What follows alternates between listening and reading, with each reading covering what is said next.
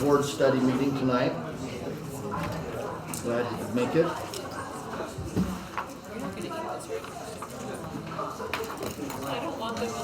We'll start off tonight with report from Janice Christensen and her time spent with the JLC. If you would, please, Janice. I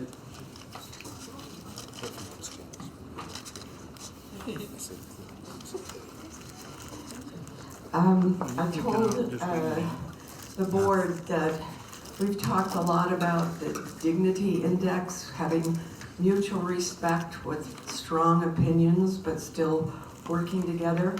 And that was my experience at this last JLC meeting. Very, very good people, very strong opinions on opposing ends, and yet they came together with something they voted on and proceeded with. The question was SJR 10, the removal of the earmarks, the earmark for education. We'll take a constitutional amendment and it will be on the ballot in the fall.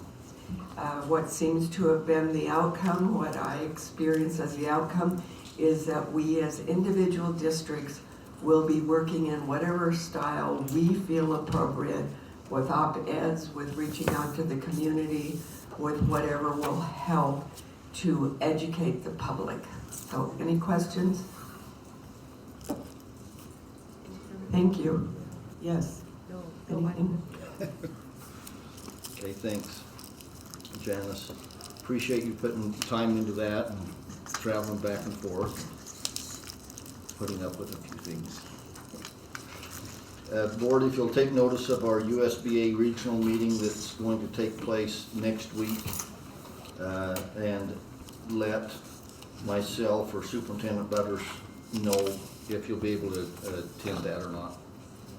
I have another. We'll try and catch each of you before we leave tonight. Where's the? It's a How about Pam? Where's the time? It's right there. March 13th, yeah, March 13th, the timber mine at 6 o'clock. Right there. Great. I have another board meeting that night. Okay, Superintendent Butters, please. All right, well, Janice, thanks for setting the tone a little bit around the legislative session. I would like to do an official hooray that it's completed for this year. We can acknowledge that it's over. But Board, I have a few bills that I felt like you would take special interest in. I've asked a couple of our experts in the room that have been really assigned and tracking some of those bills to speak to a couple of them. But I wanted to show you a little bit of data. If you'll look at right there on your agenda, this legislative session we had 519 total bills passed. 109 of those were bills that we were tracking through GLC that we felt like were big high impact bills related to public ed. And of the 35 that we supported, 26 passed. So that's a rate of 74. 74% of the bills passed that we were supportive of as a JLC. And then those 30 of the 39 that we were opposed to, 23 of those passed.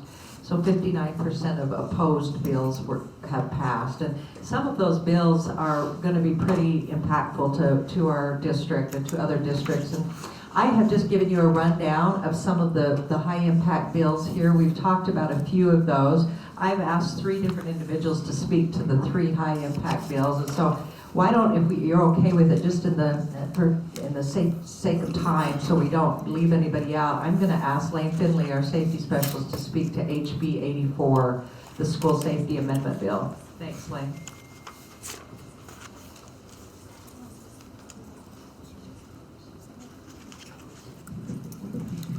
Yeah, real quick. So the bill in length is about 90 pages, so I don't think I have 90 minutes to talk about it. So I'll try to make it brief, but there's a lot in this bill. It's related to school safety. Last year, they really laid the foundation for the state security chief and basically moving school safety from local control under the Department of Public Safety and under the state security chief. And so that'll be a major shift.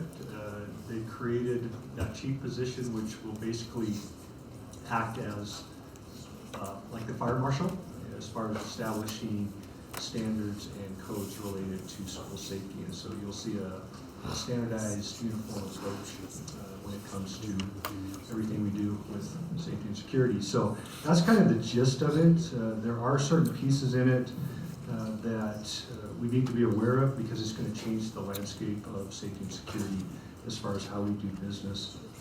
They have created from the top down, starting with the commissioner, and there will be a new position created at the sheriff's office that will coordinate with local school districts, charter schools, and that person will work directly with the state security chief. And so basically it's created this command structure of accountability, and that extends out to us. Probably the biggest thing that a lot of people pay attention to with the grant is the Guardian program. And that is a provision that requires an armed individual at every school. And there are three options. The first is a volunteer employee who doesn't work directly with children in the classroom and can't be the principal either. And so someone in the elementary could volunteer to be a guardian, meaning they would carry concealed with the purpose of engaging an active threat or an active shooter. And we will see if we have employees that have interest in that. They'll be trained by the sheriff's office. There are some requirements that they have to go through. And so that is option number one. Option number two is having an armed security guard. So you would contract with a private company for armed security. And then the third option would be the school resource officer. So for us, we have school resource officers at every secondary school, so we're covered there. But when you think of our 30 elementary schools, that's going to be somewhat challenging, and we'll see how that goes.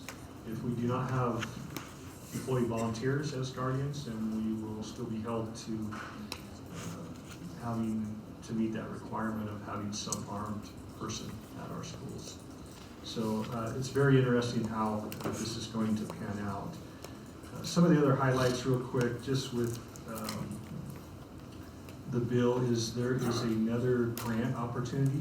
If you remember last year, under, I believe it was HB 61, there was a $72 million school safety grant. And we were able to take advantage of that and get about $2 million that we put towards primarily audio enhancement. Under HB 84, there's another grant opportunity. It's going to be about $100 million. And so we're anticipating and hoping that we'll be able to tap into that as far as grant money. And that is one-time money that would be available to school districts. And there are some contingencies and things that have to be met in order to qualify for that.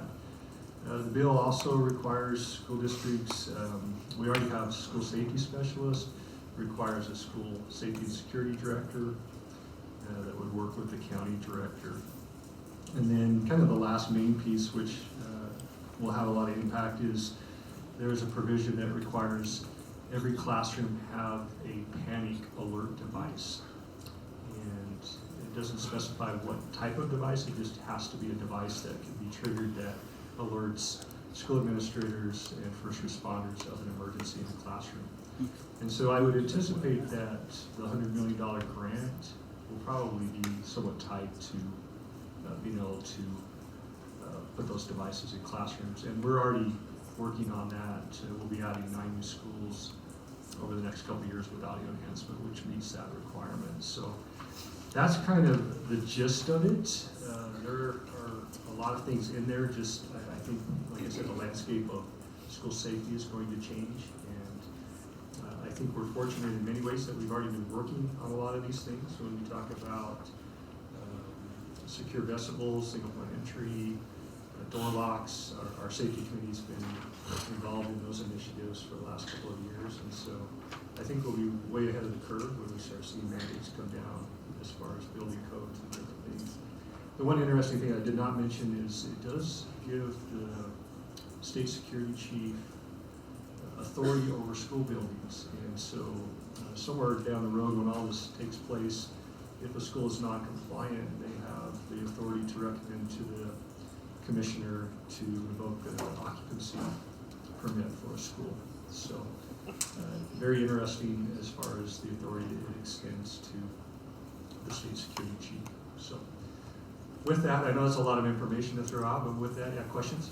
No, so my question was with the Guardian program, because, so the 100 million, what's the fiscal note on it? And we don't get any money for, so if we don't have a volunteer at our elementary schools, then it's up to the LEAs to fund either the private security or the SROs, right? Yes. Okay, Yes. so wasn't there like a 15 million fiscal note? There's What is that for? the 100 million. So the 100 million is for grant, was there something else on top One of that? time, there are a couple of other fiscal notes attached, appropriations. They're related primarily to logistics and functions of the state security chief and that department. There is a small carve out in that the Guardian is eligible to receive a one-time stipend of $500, and that would be through the state security chief's office. So they would pay for that, we wouldn't pay for They the would one pay for that. time, A not one- yearly? No, Just one one time, time. $500. And that was for just, like, here's $500, that wasn't, because then they also have to be trained, right? Yeah, And that's so- through the sheriff's office? Yes, that'll take place through the county security chief, which is under the sheriff's office. So the sheriff's office has a lot of work to do as well. Because in addition to this, I'm sorry if I go off track here, but HB 119 is a bill that's related to concealed carry and educators. And it allows and expands a program to train educators who want to carry concealed. If you remember a few years ago, Sheriff Thompson had a program to train educators who chose to exercise that right. This actually establishes a state training program under the county for educators. The other thing too that's really interesting is it does change a few laws. One is that it allows for guardians and educators who can carry concealed to have a safe in their office or classroom to store their firearm while they're on campus. So Heidi and I have talked quite a bit about that, and that's just interesting because right now the law was that if you carry concealed, it has to be on your person, and our policy does not allow for a firearm to be stored in it. It has to be on someone. So that'll be a change too, and part of the grant actually addresses gun safes that could be an eligible item. Thank you. So we'll see how it plays out. Lane, thank you so much. Okay. Appreciate it. We're so lucky to have Lane, and his leadership's gonna be pivotal. Oh, Be pivotal, thank you, John. A couple of other pieces that I just wanted to remind the board about, or just update the board on. We had talked about that there was an expansion process going on regarding the voucher system in our state that has been implemented, and the Utah Fits All Scholarship was expanded. An additional $50 million was appropriated for that, and so in 2 years' time, before we've even had a chance to see how the voucher system will play out and how it is operating over a year's time, we've already expanded the amount of money that is going away from public ed up to $92.5 million. So that's a very concerning thing that has come out of this session. Two bills that related to the board in terms of, there were two bills, HB 161 and HB 173. Those two bills allowed a school board decision to go through the referendum process. Luckily, both of those bills did not pass this session, and so I wanted to make you aware of that. Robert, I'm going to deviate just a little bit because you're scheduled for a little bit later, but it makes sense to have you speak to SB 86 and how that will impact our issuance of revenue bonds here shortly. Great. So the SB 86 appeared right at the start of the legislation. Actually, it was pre-filed before the legislature started, and it was very concerning to us because they said for a local subdivision, political subdivision, cities, counties, towns, school districts, that in order to issue a lease revenue bond, you couldn't do any amount over $30 million, and it was to go into effect May 1. We've already hired a contractor. We've already pulled the trigger on Roosevelt Elementary, and as we explained in the truth taxation hearing last year, August, we adjusted for that so that we could do it without a tax rate increase. We lowered the debt service and we raised the capital levy. And we're poised and ready to issue over $52 million in lease revenue bonds to complete Roosevelt Elementary. Had this bill gone into effect, and had we not issued the bonds, we'd have had a half-completed Roosevelt. Worse than even the empty Amazon building, it would have been half completed. But fortunately, cooler heads prevailed, and they upped that amount from 30 million to 200 million. And you can't have more than $200 million in lease revenue bonds issued over a 3-year period. And the primary reason why they did this is because there are certain political subdivisions, school districts. We'll take Wasatch, for example. Wasatch went to their voters twice to build a new high school, which they desperately need. And the voters, that's primarily an older community that has also moved in from other places, don't have any ties to the community, voted it down. And so they are funding it through a lease revenue bond and the truth taxation process. And so they didn't like that. And so they implemented this. Prisons and correctional facilities are exempt. So if you want to build a prison or correctional facilities, they're exempt. So schools are not. I guess convicts are more important than, or more or less than kids. I don't know. You would make your own interpretation.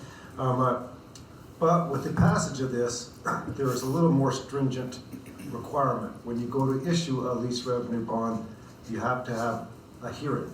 We had a hearing requirement before, but we need to give 14 days notice and have a hearing to receive public input on the potential economic impact. But now, the requirement is very similar to the advertising to a truth taxation. It has to be 14 days in advance, twice in the newspaper, on your public notice website, which we always do, on the district website, which we always do, and at the district office, which we always do. And then we have to state the amount and the purpose of the lease revenue bonds. And so we anticipate issuing lease revenue bonds after July 1, sometime possibly in August or thereabouts. And so we'll have a hearing, and I don't expect much in the way of opposition or anything to that, because we've already talked about it openly. So that's the requirement. That's the SB 86. So we're fortunate that it is up to 200 million, up from 30 million. And it was substituted 3 times. In other words, they kept on changing it. And a little editorial comment: every political subdivision is required to go through this process for lease revenue bonds, except for the state of Utah, that funds everything on lease revenue bonds. They don't have general obligation debt. Like, they don't go to the voters for any project. Every project they do is a lease revenue bond. From liquor stores to highways to prisons. So Shells on trucks. that's. Robert, thank you. Really quick, before you open it up to any questions from the board, would you speak to the informational item that we've listed on the board agenda tonight, right at the end, what that's for? What that's for is, when you passed the parameters resolution last month, and we took off our school district Board of Education hat and put on our local building authority Board of Trustees hat, we were poised and ready to go through and have the hearing, but that now is not needed. And so, but in those parameters resolution, it said we were going to have a hearing on March 6th. So this is just notice, public notice, that has been postponed to a later date. That's what that's about. And it's an informational item, no action needed. So, any questions? This one causes great concern and heartburn for the first 4 weeks or so, 5 weeks, because we want to complete Roosevelt Elementary. I'll bet that'll have a peanut bill next year, but just not gonna stay here. All right, thanks so much, Robert. Appreciate that explanation.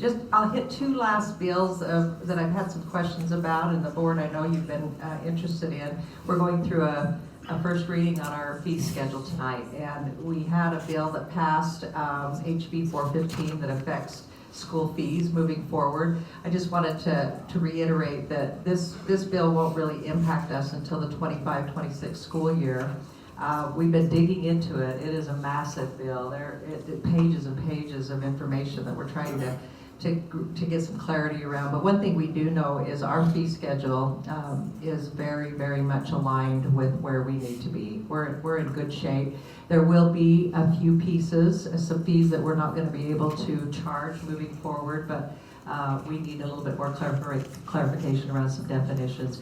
Heather grabbed me. She's been really studying it today, and I really appreciate her input. She said that really what we're going to have to do with our fees policy is basically change some definitions and maybe just a couple of pieces. So we're in great shape. So I wanted to let you know that as we go into a first reading tonight on that. And then I'll just hit one last bill that I think is important. SB 173 passed, Senator Fillmore's bill. This is the one that basically requires that districts put a framework together based on performance pay for teachers. This one is a tough bill for a lot of districts. We were not in support of it as a JLC body, as you know, and it's because it really can have the tendency to pit our teachers against one another, and it is a morale killer in a lot of districts, and I think that those are the main reasons that we've been strongly opposed to it. But we've got to get around that bill. Every LEA is required and responsible to create their own pay structure and parameters and criteria around this. So I will take any and all feedback from the board, ideas. We'll be engaging with our WEA and other teachers in our district and educators to try to walk our way through this problematic bill. But anyway, our goal, as you know, in our district is always just to try to find ways to stay competitive salary-wise for our employees across the board. We have the best, we want to retain them, and we're not quite sure how this might impact that. Kelly, did you have? Yeah, UEA was opposed to this bill as well. Yes. So do we know, were there any pro-education groups that were in support of this bill? Nope. No, just curious, thanks. Nope. Yeah. Fun fact, back in 1997, I wrote my dissertation on performance pay, and I studied performance pay schemes in public schools from 1905 to the current time. They do not work. Dust that abstract off, Robert, bring that to bear. I don't think anyone's read it ever since 1997. And it sits on the shelves of the Merritt Library. There's one copy, and I got a copy at home. Well, there you go. There you go. All right, President, if you bear with me for just one more minute before we get to a couple of presentations to finish up our session. If you'll flip your agenda over, I just wanted to give shout outs to two different groups in our district. First of all, the junior high VEX robotics state competition was held, and you can see that we had two schools, Rocky Mountain Junior, made up of a team of 8th graders. I've even listed the names of the participants there. And then Orion Junior's 7th grade team, both qualified for World Championship, the championship competition. And I wanted to make sure we gave a shout out to them. The Rocky Mountain team set a new state record of 111 points as they placed first place. So I thought that was notable. And then last week, the superintendency and others attended our STEM fair that took place at the Weber County Fairgrounds. Our curriculum and instruction department put that on. And I just cited some stats there for you, board, because I wanted you to see how many students benefited from that particular event. We had so many different kids from all ages participate. Projects were amazing. We got to go out and interact with the kids and ask them about their projects. They were very interesting topics that the kids studied. But we also had 80 different judges come from different industry backgrounds, and education partners help us with the judging. And there were a lot of cash prizes given away. I was at the awards ceremony that night, and the room was packed with parents, proud parents, that just were so excited about how their kids fared in that competition. So I want to give a shout out to Heather Nielsen, our curriculum instruction director, and her great team. Maggie Huddleston was key in getting that event facilitated. But those are our two positive happenings for the month that I wanted to emphasize. Thank you. Robert, do you have anything with the issuance of those bonds that you need to throw in? Not at this time. Okay. We're good. We plan on issuing those revenue bonds sometime after July 1 and going to market sometime after July 1. And we're working with our bond counsel, Ryan Jerky, Chapman and Cutler, and also Matt Dugdale, and with the timelines and everything like that. So stay tuned. All right. Thank you. Moving on, curriculum and instruction, Heather Nielsen and Mary Jo Williams, please.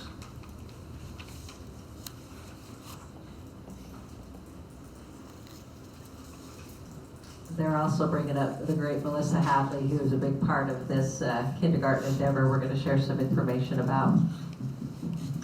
So President Widdowson, board members, Superintendent Butters, we're very excited to take a few minutes and just talk to you a little bit about the full-day kindergarten that we have implemented in all of our elementary schools except for Canesville, which will come on board next year once we have the new school built. We don't have a clicker.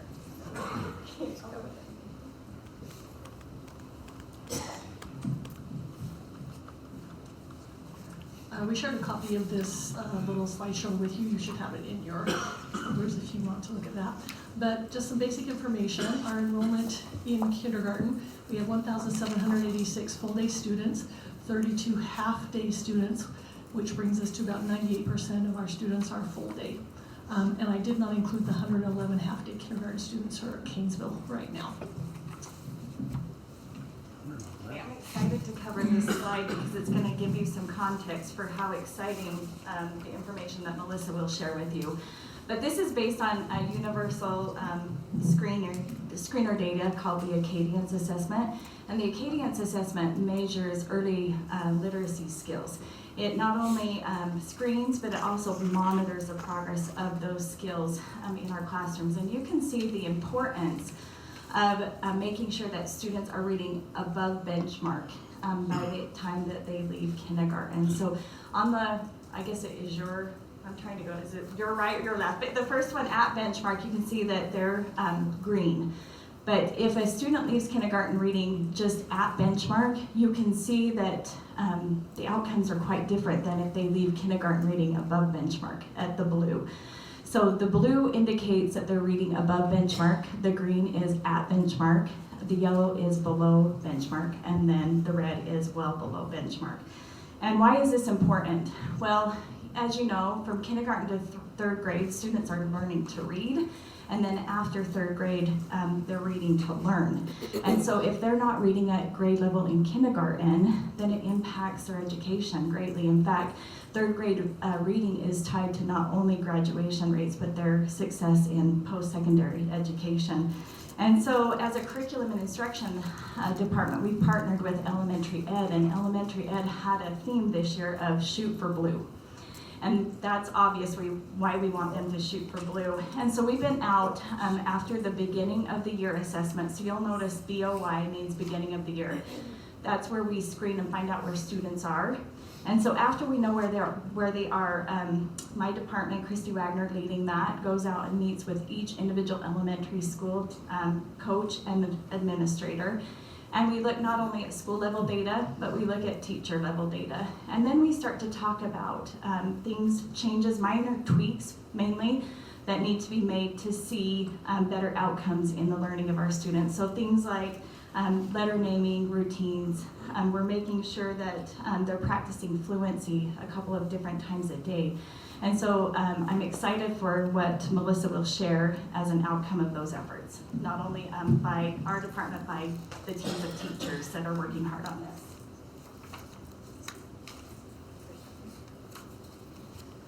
Okay, so with the Acadians, we do reading and we do math. And so this is kindergarten. So we started math just 3 years ago. So math is purple, and then reading is orange, and then your dark orange is the state, and the dark purple is your state for math. So as you start there, we've got end of year, and this is at or above benchmark on the Acadians assessment.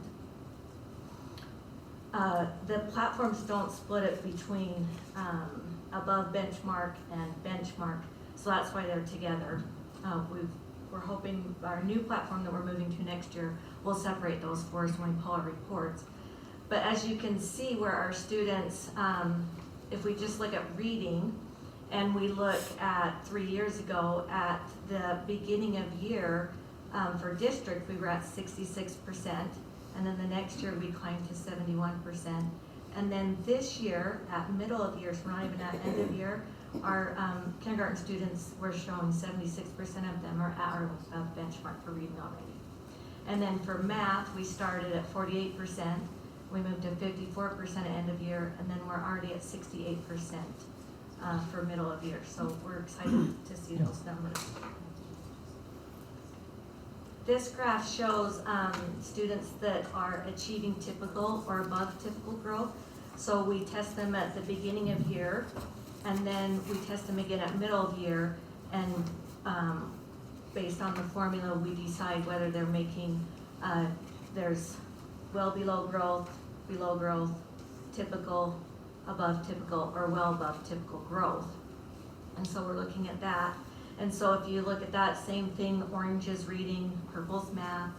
And then this year we only have the one graph. We don't have any state data because they don't until end of year.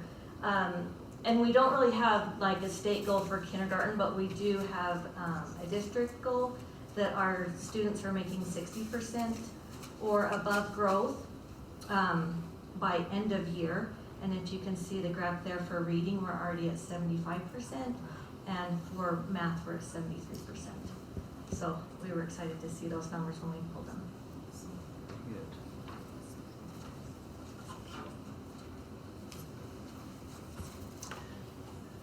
That's pretty exciting data. I know as we tried to determine if we're having success with the full-day kindergarten, I think some of the data that we have supports that.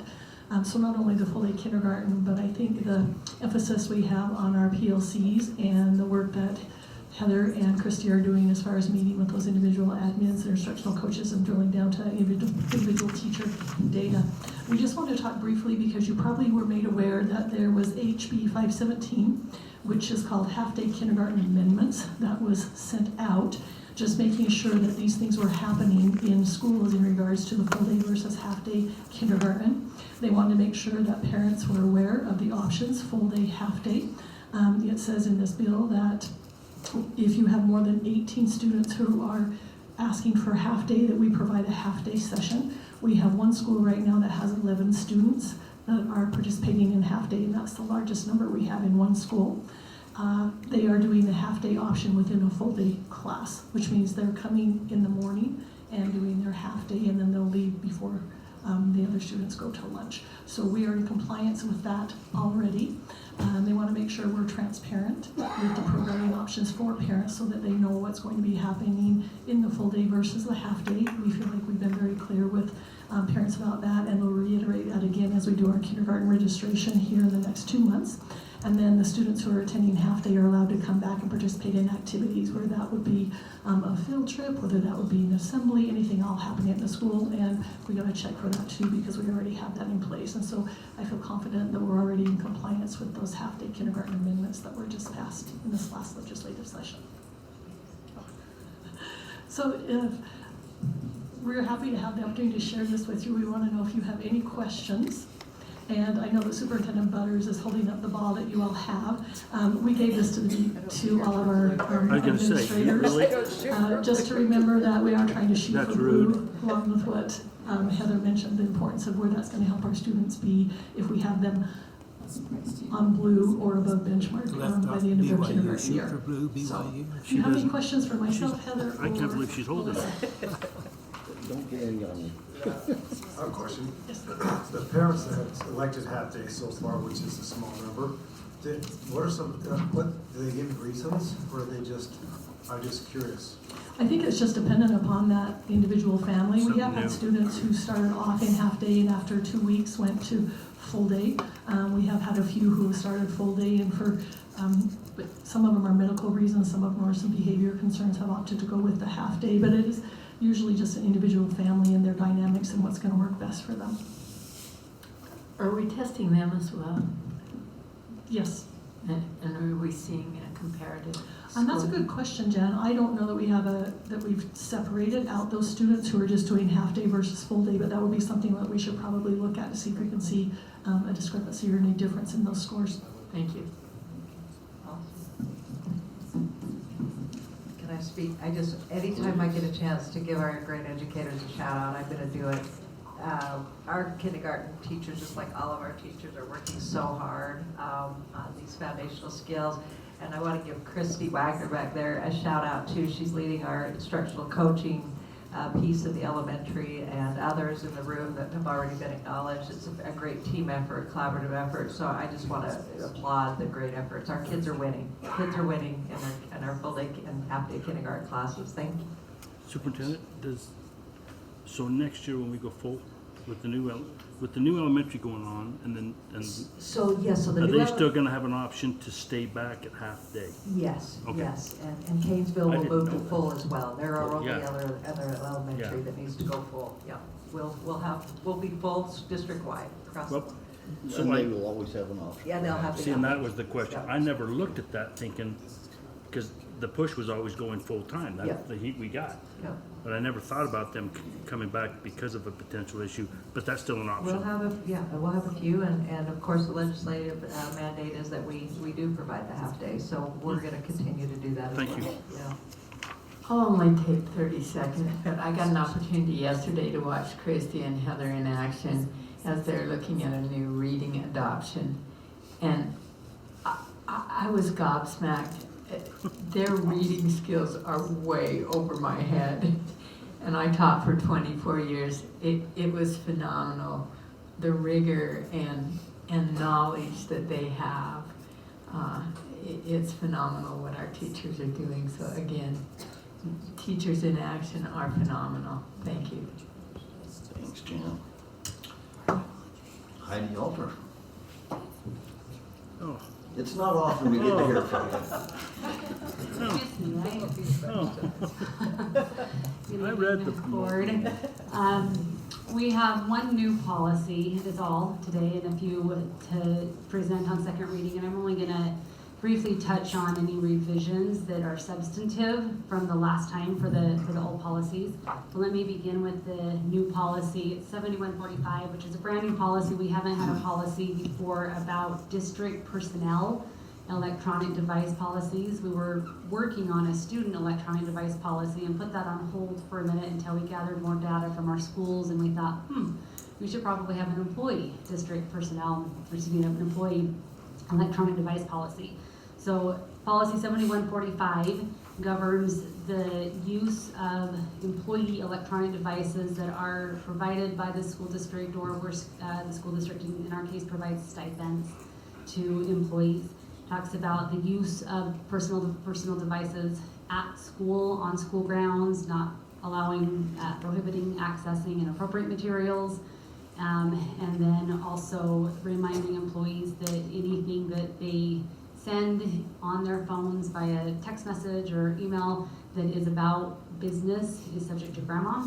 Making sure that employees understand that they are public employees and their communications may be subject to records requests. Those are the primary provisions of the rule. We also have prohibited conduct. They can't use their electronic devices to bully each other or students, to violate state and federal laws, things that we would expect our employees to do anyway, but it's spelled out here in this policy. So we will go over that at board meeting and present it on first reading. Thanks, Heidi. Appreciate it. Do you want me to talk about any of the other updates, or? That was the only one we had for study session. The others we've already. Their second reading. Yep, they're all the same. They're all They're all second second reading. reading. Yeah, so I'll present those at board meetings and Yeah. any updates that we have to those. Yeah. Okay, Great, sounds thank good, you. thank you. Anything else? Let's go ahead and we'll break until about 5:02 and come back and for a regular board meeting. Congratulations to Grandpa, that's awesome.